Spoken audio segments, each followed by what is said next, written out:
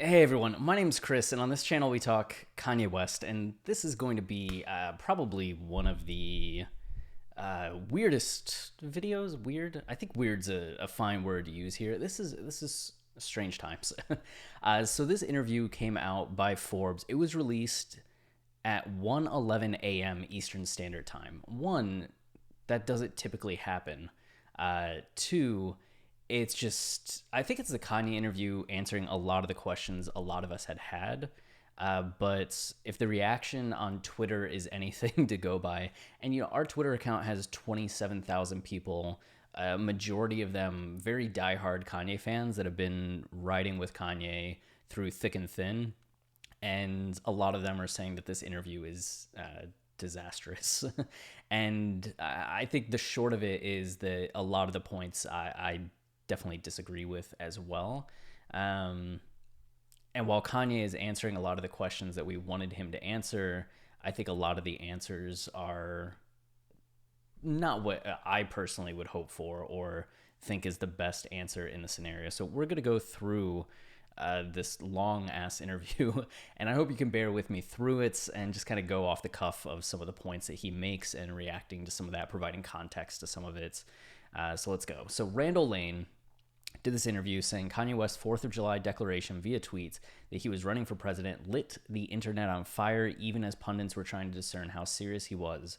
Over the course of 4 rambling hours of interviews on Tuesday, the billionaire rapper turned sneaker mogul revealed.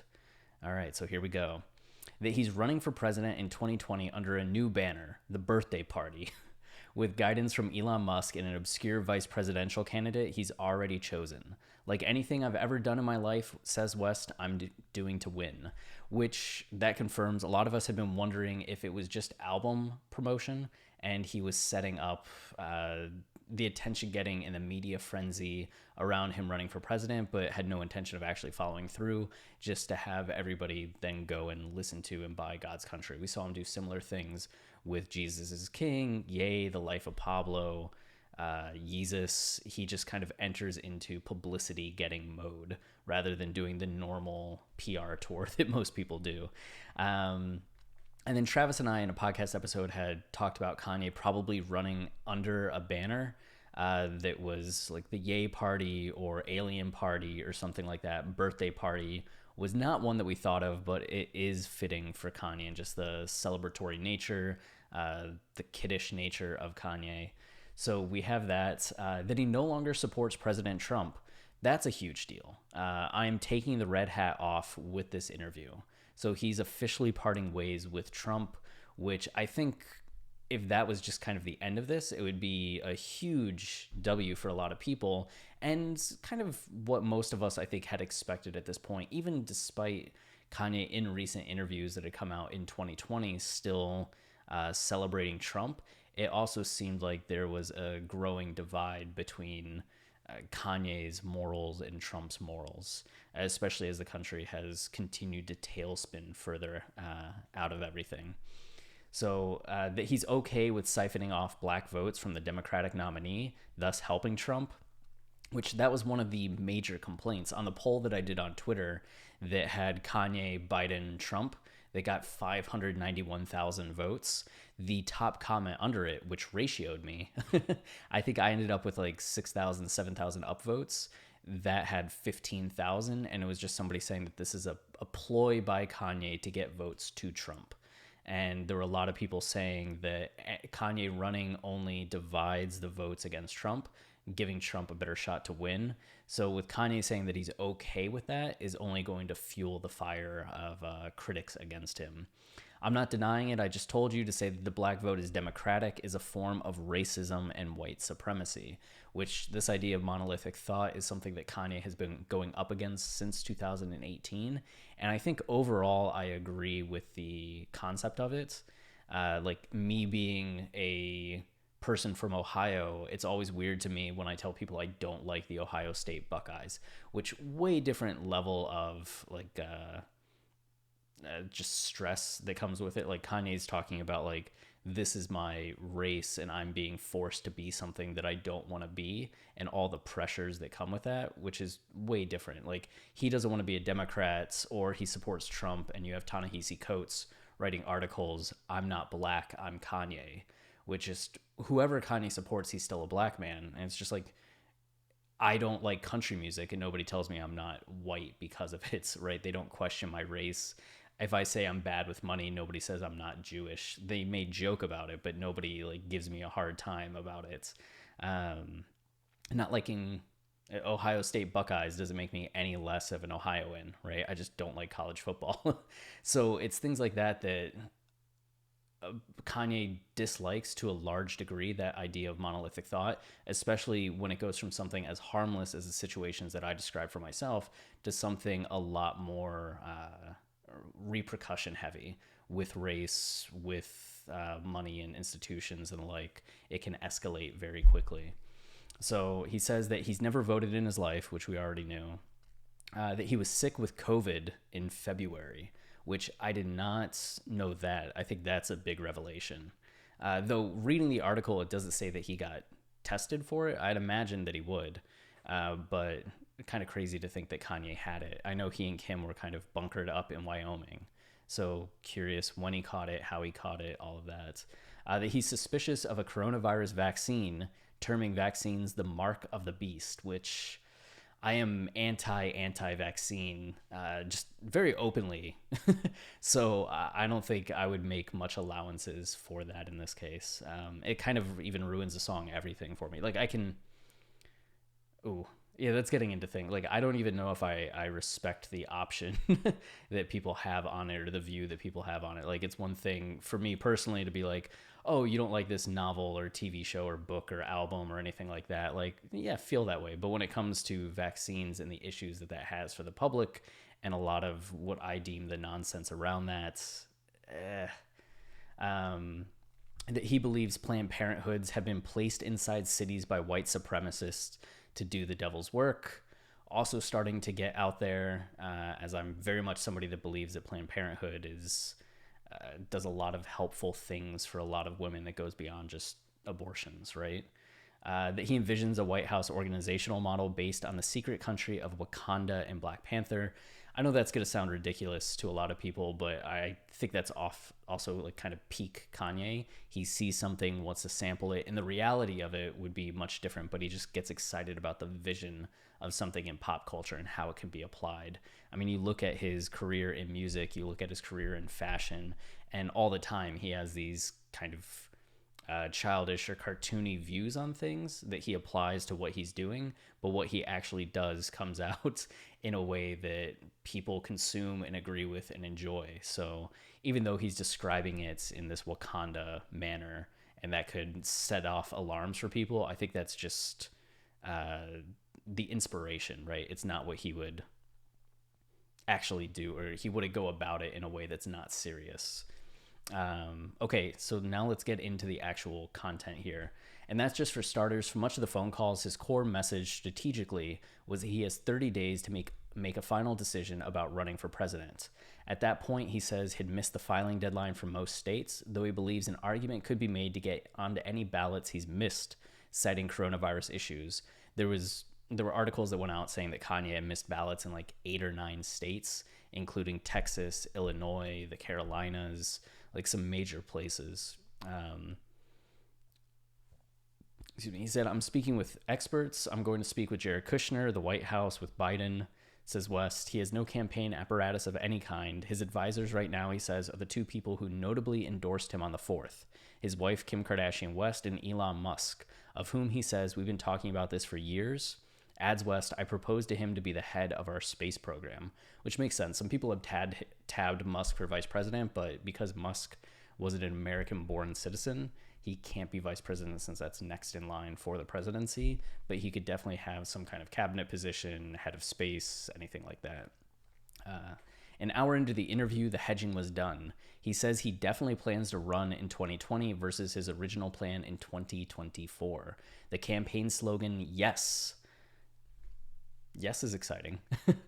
His running mate, Michelle Tidball, an obscure preacher from Wyoming. And why the birthday party? Because when we win, it's everybody's birthday. I don't know much about Michelle Tidball, and I guess could have done some research before this, so sorry about that. I feel like she has been mentioned with Kanye before, but this idea of having a preacher really lines up with a lot of what we'll see Kanye express. His religious beliefs have become appropriately or maybe unsurprisingly dominant to his persona and identity and world outlook. So what we'll see in a lot of the points that follow is he's coming at it from a very biblical or Bible inspired way. And yeah. If it all sounds like a parody or a particularly surreal episode of Keeping Up with the Kardashians, West doesn't seem to be in on it. Calling from his ranch near Cody, Wyoming, where he says that he registered to vote for the first time on Monday, West denies it is a publicity stunt for his upcoming album. I give my album away for free. Huh. A few weeks after he ended two separate text chains with me with the message Trump 2020. So that's also an interesting reveal that it's only in the last few weeks that things have gotten bad enough for Kanye to start to reject Trump. And a fist raised high, he insists he's lost confidence in the president. It looks like one big mess to me, he says. I don't like that I caught wind that he hid in the bunker. I don't know what more was said to this point, right? This is definitely an edited interview without hearing everything that Kanye was saying to Randall here, but at the same time, I hope that's not the breaking points that you have these.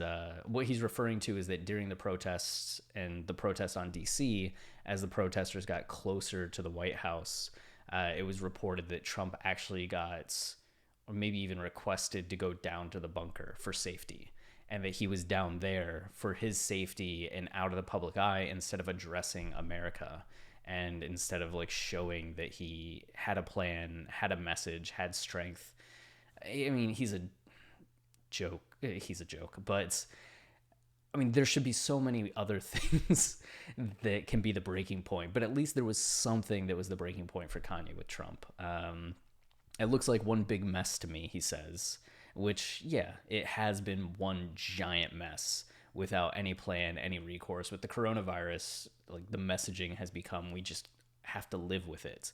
No other country has said that. Every other country has taken proactive measures to dealing with it.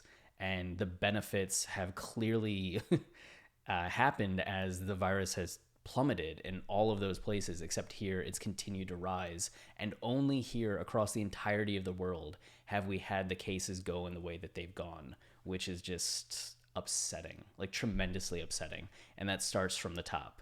I mean, when two people died from Ebola in 2012, Trump was tweeting at Obama, like outraged. And here we are with over 130,000 dead and 3 million cases. West also says that he contracted the coronavirus in late February, though he maintains that it had nothing to do with his thoughts on running this year. That said, he won't say much more against Trump. He's much less shy about criticizing Biden, which certainly won't tamp down the idea that the birthday party is a ruse to help re-elect Trump. I'm not saying Trump's in my way. He may be part of my way. And Joe Biden, like, come on, man, please, you know? Obama's special, Trump's special. We say Kanye West is special. America needs special people that lead. Bill Clinton, special. Joe Biden's not special. From there, he holds forth on pretty much everything else and occasionally breaks into spontaneous freestyle raps. If I catch a vibe, I'm going to catch that vibe. Go, Kanye. Get in your bag. On his natural political party, I would run as a Republican if Trump wasn't there. I will run as an independent if Trump is there, which is, I mean, I guess not surprising. At this point, Kanye has been so vocally against the Democratic Party, and that's kind of been his whole statement about supporting Trump for the last 2 years, is that it's almost less to do with Trump at that point and more to do with going against monolithic thoughts. So him running as a Republican only really confirms that. Or running as an independent if Trump is there under the birthday party thing. The statement that I've also seen is that no independent party or independent nominee has gotten 5% of the vote, where if they did get 5% of the votes, it would actually create the third party and give funding to them. And that's something that even if people disagree with Kanye running for office, they're kind of thinking that that might be more beneficial in the long run if he could get 5% of the vote. On his previous support for Trump, Trump is the closest president we've had in years to allowing God to still be part of the conversation. And this is the first of many statements we'll see where Kanye puts a major emphasis on God and the application of God in the country. And I guess I don't know what Trump has actually done. I guess he hasn't gotten in the way, as Pence and others who are very religious have started to implement things that are beneficial for the Christian church, more so than any other religious entity, which, I mean, there are all sorts of criticisms to levy against that just to begin with, going back to the creation of the nation and the separation of church and states. But that seems to not really be a concern for some people at this point. On his MAGA hat moments, one of the main reasons, and that's one of the things, like a lot of religious people love Trump, even though Trump is notoriously non-religious and just uses religion, and his whole life kind of goes against every religious moral and principle. It's really wild. But on his MAGA hat moment, one of the main reasons I wore the red hat as a protest to the segregation of votes in the black community. Also, other than the fact that I like Trump hotels and the saxophones in the lobby. An answer that on the one hand has a serious front half and then a less serious second half, which I think is going to be a point that people have, is that the tone in a lot of this comes off, and maybe it's just the editing of Forbes. It's a 4-hour conversation and we're getting these kind of snippets, right? That there could be more meat to the points, but it also starts to come off as a little more flippant and less thought through at times. That, oh, the only thing you liked about Trump was the segregation of the votes and that you like Trump hotels. I mean, that's something that people can really latch onto and attack over. Though we know that there's more there. You look back to Ye versus the People, and he talks about even though he knew Obama was heaven sent, it was Trump winning that let Kanye know he could be president, because even though Obama was a black man like Kanye, and the first black president, Obama was still a career politician, and Kanye was certainly not that. But Trump was a celebrity and a wealthy person that had no political experience, but just had ideas, had charisma, and people latched onto him. And that Kanye has. So when Kanye sees Trump become president, following Obama, that to him, he's like, all right, that's inspirational. I can do that. I can make that leap. I can do anything if he can do that, right? So he doesn't mention that, or at least it's not mentioned by Forbes that Kanye talked about that. On discussions on race with the White House, one time I talked to Jared Kushner, who was saying we don't have black leaders, we just have hustlers, which I can't imagine Jared saying. Why? Because they killed all the black leaders. Requests for comment from the White House and the Kushner companies last night were not immediately returned. On Democrats, that is a form of racism and white supremacy and white control to say that all black people need to be Democrats and to assume that me running is me splitting the vote. Which that gets into a complicated situation as well. I know there really are people that view that and believe it that way, and there are going to be other people that just say that voting Democrat often is in the best interest of progressive people or minorities in general, which there are pros and cons to that argument as well. It's very complicated, though. Yeah, one's a bit more nefarious because it's looking at Democrats and the idea that the policies enacted by Democrats, while seemingly helpful, actually keep people, especially minorities, at a lower level and have less opportunity, which is why people embrace the messaging of the Republican Party of like pulling yourself up and there's opportunity if you just work for it. Though there's also criticisms of the party actively disenfranchising voters and the racism of a lot of the southern communities where these Republican politicians come from. And yeah, so that's a little complicated. All of that information is being charged up on social media platforms by Democrats. And Democrats used to tell me, the same Democrats have threatened me. The reason why this is the first day I registered to vote is because I was scared. I was told that if I voted on Trump, my music career would be over. I was threatened into being in one party. I was threatened as a celebrity into being in one party. And I think this points to a lot of what Kanye still like supporting Trump, saying Trump 2020 is almost proving to himself and proving to others that you can say this, you can say these things and still have a career. Like you're not canceled. There is opportunity there. And there is something beautiful about that Kanye is paving the way to let people express themselves and say things. Like I've been more vocal in this video than I think I would have otherwise been about my views and policies, even on Twitter too, just because I think if Kanye can say it and do it and get away with it, and that's not even get away with it, but prove that there's not going to be this tremendous backlash, that people will still support you, work through the thoughts, listen to you, respect a lot of your opinions, even if they're different from their own. There's something empowering about that rather than trying to do everything that you think is going to make everybody happy or that is not going to get you any criticism whatsoever. Like I could try to be completely neutral in this video rather than expressing some thoughts, but that's also less real, less me, that's dishonest to you in some capacity.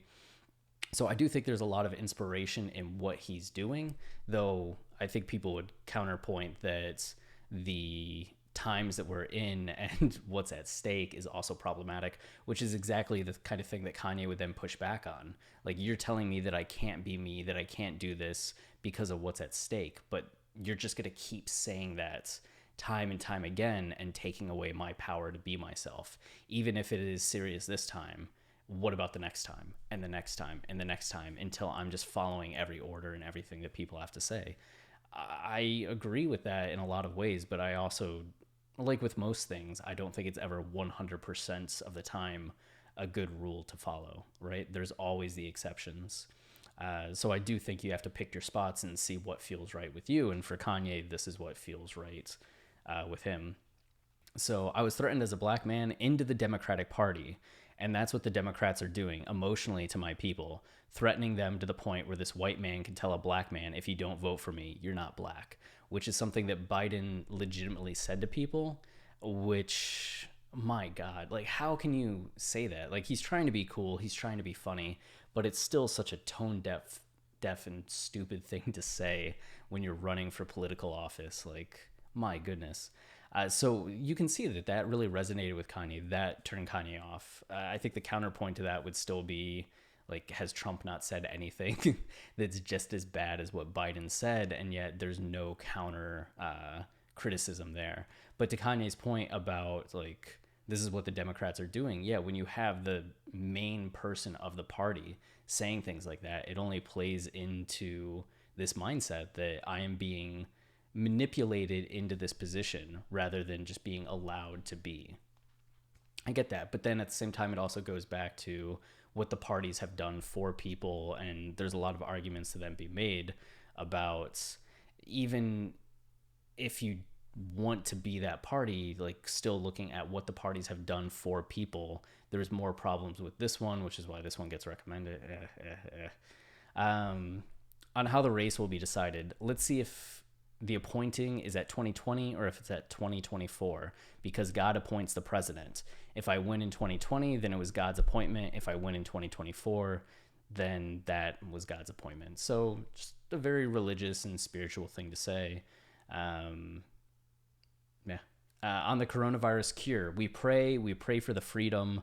It's all about God. We need to stop doing things that make God mad. Which is somebody that's not religious in any way, shape, or form. On vaccines, like, I'm down with, like, hearing Kanye's faith on Jesus as king and finding the beauty in that and connecting with the energy and emotion of that. But when it comes to things like this on serious topics like coronavirus cure, it's hard for me to buy into statements like that. And then especially with, like, vaccines, if it's so many of our children that are being vaccinated and paralyzed, which to me just reads as conspiracy theory. So when they say they were going to fix COVID is with the vaccine, I'm extremely cautious. That's the mark of the beast. They want to put chips inside of us. They want to do all kinds of things to make it where we can't cross the gates of heaven.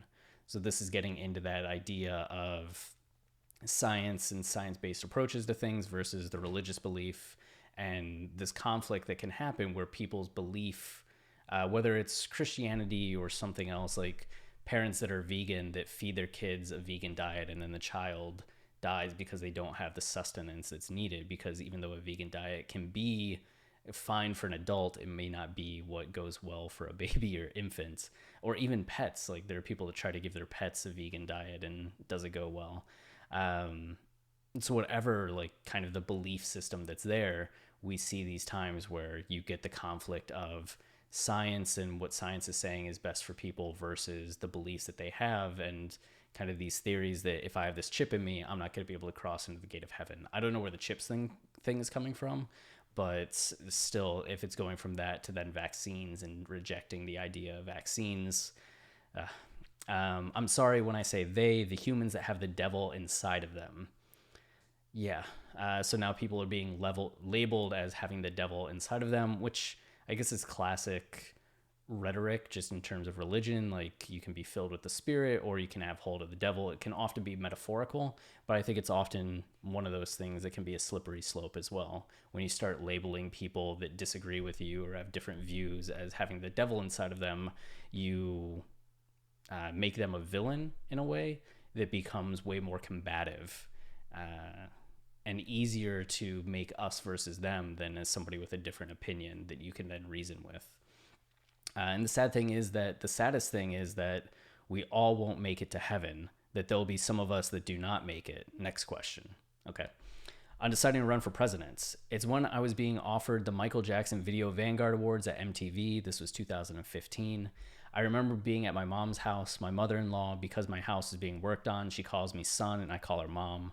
I was in the shower thinking, I write raps in the shower. It hit me to say, you're going to run for president. And I started laughing hysterically. I was like, this is the best. I'm going to go out there and they're going to think I'm going to do these songs and do this for entertainment, how rigged award shows are, and then say I'm president. And I just laughed in the shower. I don't know for how long, but that's the moment it hit me. Honestly, the thing that made me love Kanye the person was the Taylor Swift interruption, because I always thought award shows were bullshit and like so formulaic and planned and like correct.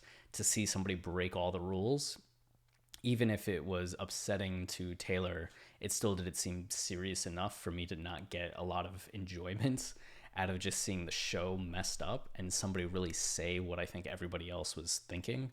And I felt bad for Taylor, but also just amazed that somebody had the audacity to go up there and do that. So him like trolling award shows again by announcing the presidential run was also pretty enjoyable for me. Yeah. And then on his foreign policy, this was actually a question we got asked on Twitter for the episode that we did. Sorry, Forbes is such a garbage website. There's a message saying the webpage is using significant memory. On his foreign policy, I haven't developed it yet. I'm focused on protecting America first with our great military. Let's focus on ourselves first. I think America is pretty well protected from military incursion at this point. I don't think Canada or Mexico are invading at any time, and no other army I think is going to be coming in. But it would be nice to, at some point, for him to have foreign policy. On abortion, I am pro-life because I'm following the word of the Bible, which again, I get that people have their beliefs due to religion. I tend to be more pro-choice, but I do wonder if Kanye would craft policy to that way that would go against it, like trying to peel back Roe versus Wade. But this is definitely going to be one of those things that people point to as problematic, just because it is such a touchy subject. Whichever way he went on it is going to have a negative ripple effect for him. I'm being a political novice. I have to say with all humility that as a man, I don't have all the pieces in the puzzle. As I speak to you for what a political campaign, a political walk, as I told you, because I'm not running, I'm walking. I'm not running. We have the people. We, the people, are walking. We're not running anymore. We're not running. We're not excited. We are energized. Someone can say, hey, I got a brand new car for you. It's across the street. And you get so excited, you run across the street and get hit by a car trying to run to your new car. That's how they control the black community, through emotions. They get us excited. We're so excited, but then for 400 years, the change doesn't truly happen.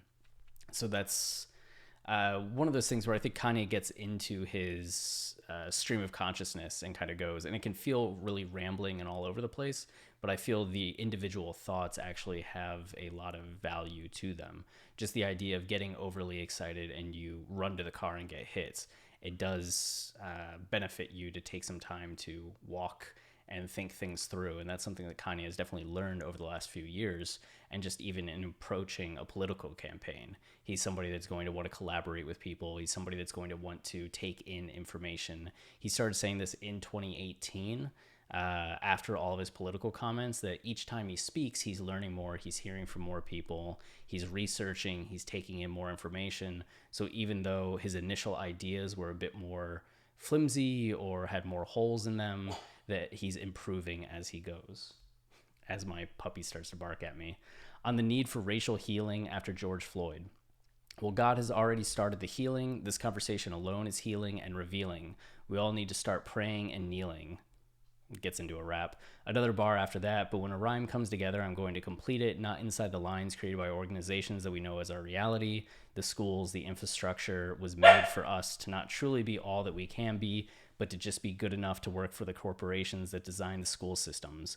We're tearing that up. What we'll do is we're not going to tear up the Constitution. What we'll do is amend.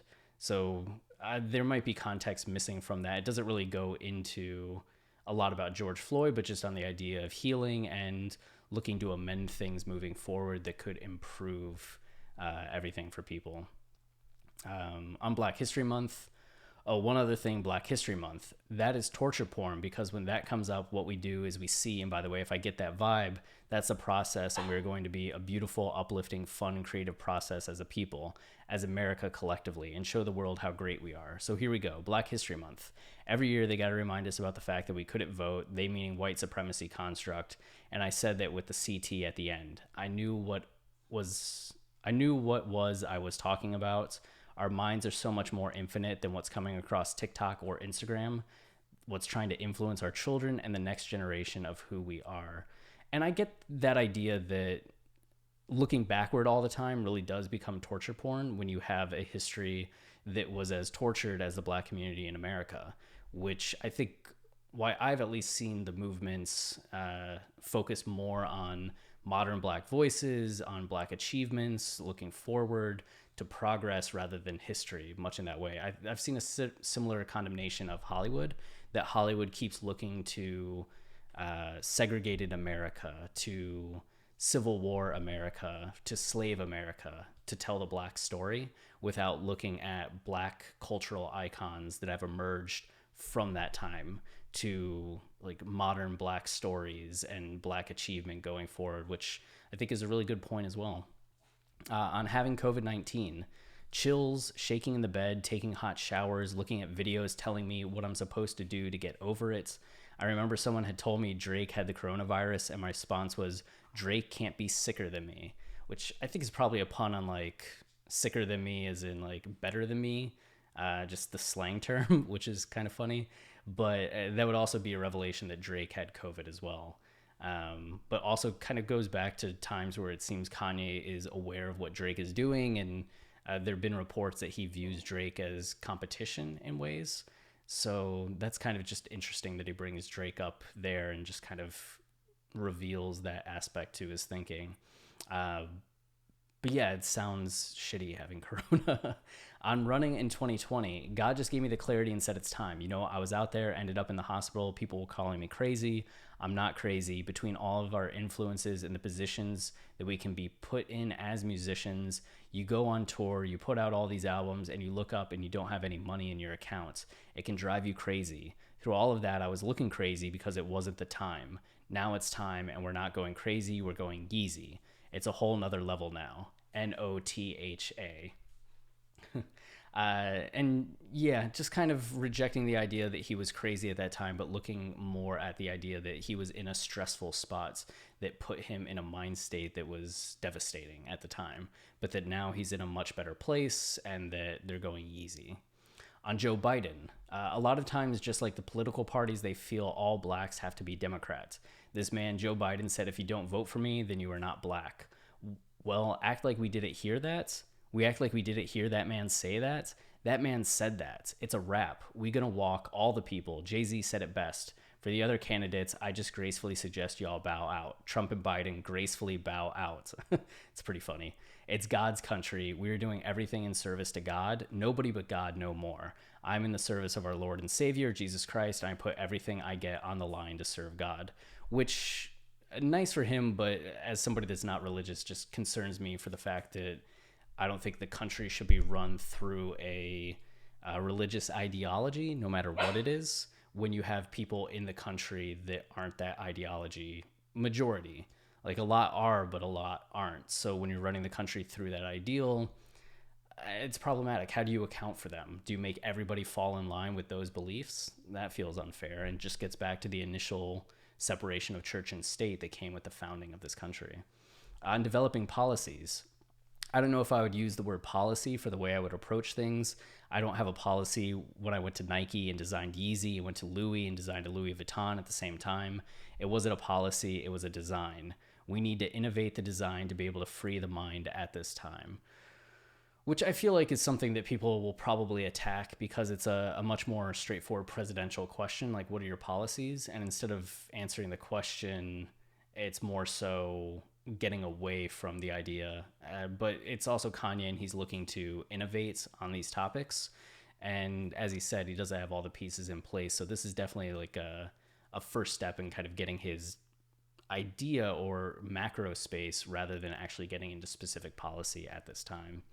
On the Wakanda management model, a lot of Africans do not like the movie Black Panther and representation of themselves in Wakanda. But I'm going to use the framework of Wakanda right now because it's the best explanation of what our design group is going to feel like in the White House. This is a positive idea. You got Kanye West, one of the most powerful humans. I'm not saying the most because you get a lot of alien level superpowers. See, I thought I was going to call it the alien party. And it's only collectively that we can set it free. Let's get back to Wakanda. Like in the movie in Wakanda, when the king went to visit that lead scientist to have the shoes wrap around her shoes, just that amount of innovation that can happen, the amount of innovation in medicine, like Big Pharma. We're going to work, innovate together. This is not going to be some Nipsey Hussle being murdered. They're doing a documentary. We have so many soldiers that die for our freedom of information, that there is a cure for AIDS out there. There's going to be a mixed bag of pharma and holistic. So I think the main takeaway, again, looking at Kanye describing things from a much more inspirational basis and how people might take that the wrong way, but you're already seeing him riff on the idea of design and getting almost into policy. He wants to innovate and he wants to make innovation a forefront, whether that means revolutionizing big pharma and other industries like that and causing them to look at new ways to go about their processes, which I'm all for that overall. I think that kind of innovation is really needed, and we often get stuck due to companies not wanting to innovate because they're in the top position and they kind of stagnate innovation and the economy in order to maintain their position because anybody that's innovating could take over from them, which problematic, right? On prayer in schools, reinstate in God's state, in God's country, the fear and love of God in all schools and organizations, and you chill the fear and love of everything else.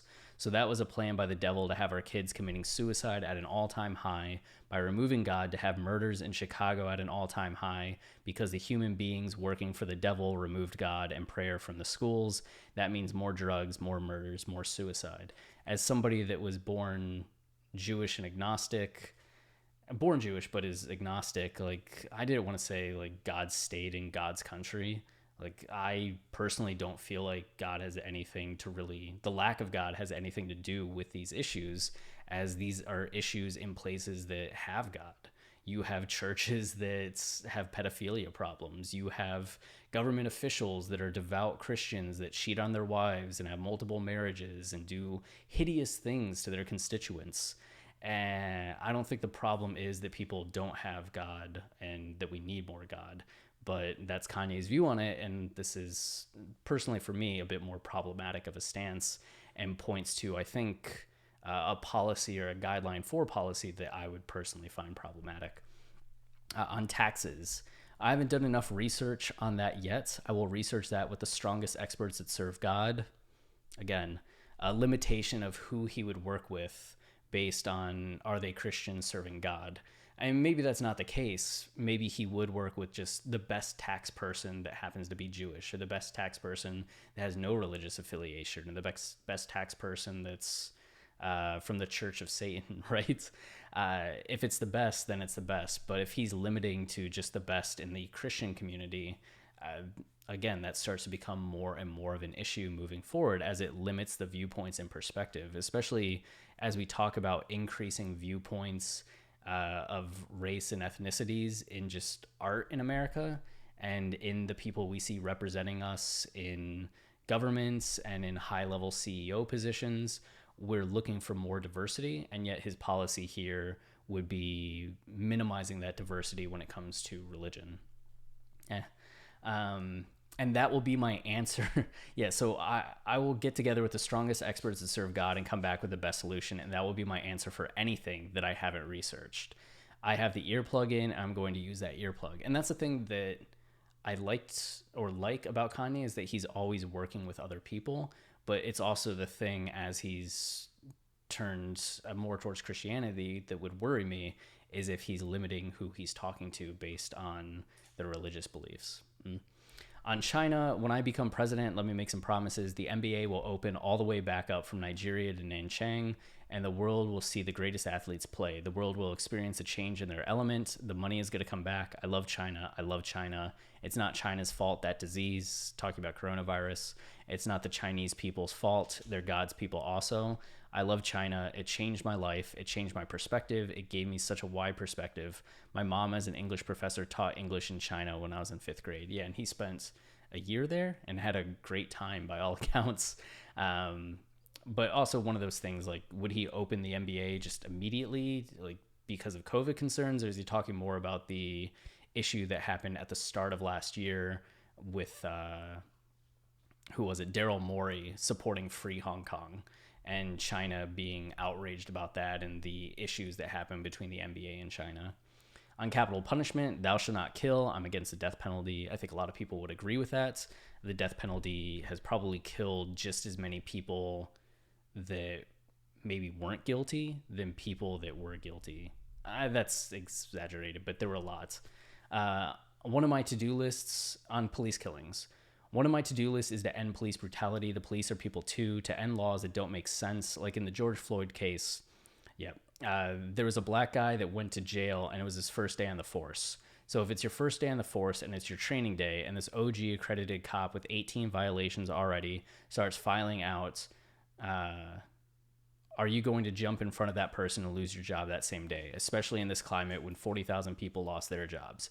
This man was put in a position where, and he also probably didn't realize the cop was going to take it that far. He probably was so scared, in shock, paralyzed, like so many black people. I'm one of the few black people that would speak openly about this, openly like this. I think he is the first person I've heard take this stance and talk about this. And there is something to that power dynamic in the situation that this guy was in, but at the same time, I think people probably don't want to hear that at the moment. And also, yeah, ending police brutality would be great. That's also high on my priority list for what I want people to focus on. I mean, it's been something that's been bothering me since 2011, 2012, when I really became aware of it. And it's just amazing how little has been done. So I've been very happy with the protests that have happened. On his other priorities, clean up the chemicals in our deodorant, in our toothpaste. There are chemicals that affect our ability to be a service to God. I don't even have an explanation for that. On his campaign slogan, well, my second album was called Late Registration. I got a rap. The other thing, yeah, I got a rap, like what he's in office. The other thing is my campaign is Kanye West, yes. Not yep, not yeah, yes, yes, yes. When I'm president, let's also have some fun. Let's get past all the racism conversation. Let's empower people with 40 acres and a mule. Let's give some land. That's a plan, which I think people can get behind that aspects of it. So overall, I think kind of a mixed bag. There's definitely things that are exactly what we would hope from Kanye and kind of the vision that he brings to the table. But then at the same time, there's also a lot of things that I personally find complicating, if not outright scary, in my vision of somebody running the country. So I feel sadly torn by this interview.